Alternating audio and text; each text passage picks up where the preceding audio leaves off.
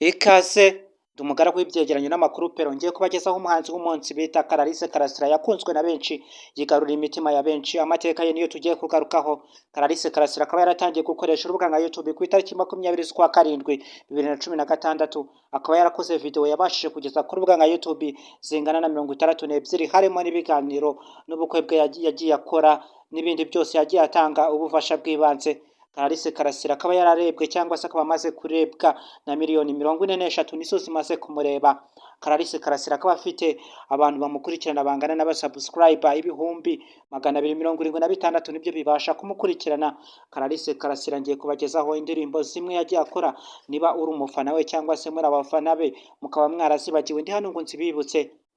Nisi ngisi ni wagenda ukazireba ku rubuga nka YouTube akoresha. Izina rye akoresha ni Clarisse Karasira. Haza ntukababare, ibarabara, hakaza icyama, hakaza gira ubuzima, hakaza utagushima, hakaza Kwanda, hakaza uwo mwana, hakaza Mama Tabita, hakaza Mama Afrika, hakaza Angelina, hakaza ubuntu, hakaza Rwambyaye, hakaza Tabara, hakaza Ndagukunda, hakaza Injudgment, hakaza ibikomere.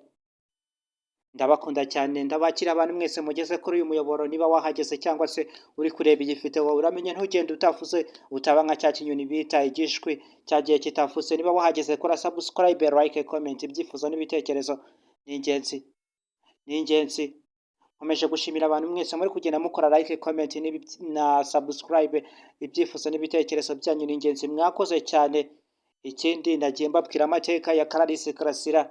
Ni umuntu wagiye akora ibintu bitandukanye cyane, akaba yaraciye agahigo mu bahanzi bo hambere, akaba yarahawe ibihembo.